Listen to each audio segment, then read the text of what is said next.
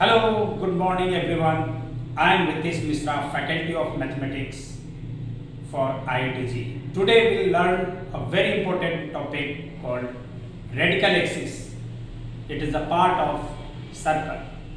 Okay, let's start with radical axis.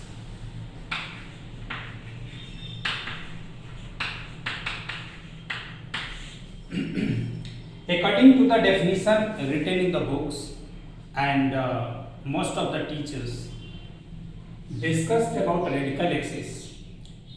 The definition of radical axis which is written is it is a locus of a point which moves in such a way that its length of distance from it to the two circles are equal.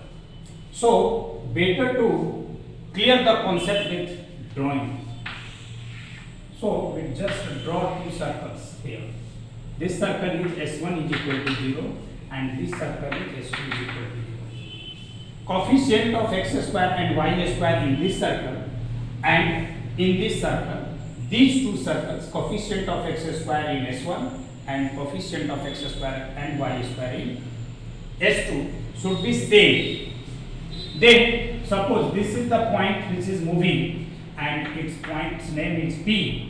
तो इस point का अगर हम coordinate ले लें h के, then the length of tangent drawn from it to the two circles S1 and S2, say T1 is length of tangent PT1 and here length of tangent PT2. According to the definition, PT1 is equal to PT2.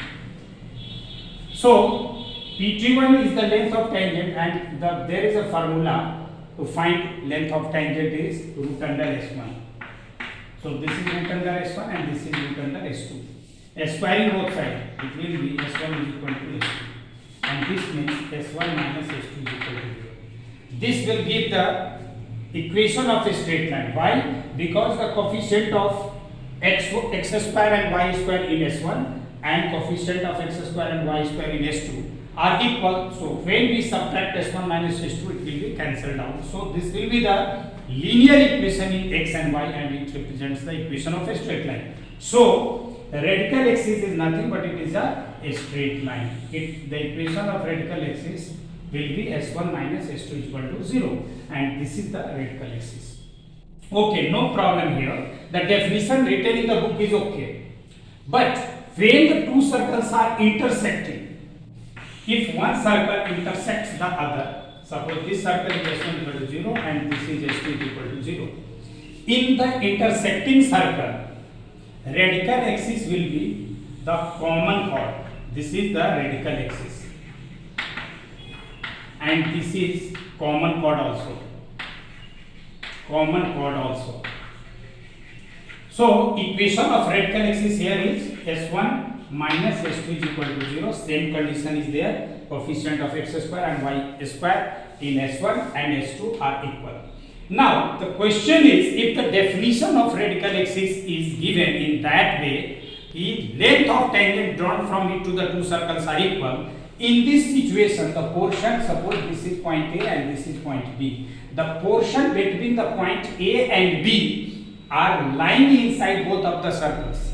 Then if we draw a tangent from the point on AB from this portion, suppose there is a point P here, we can never draw tangent from this point to any one of these circles.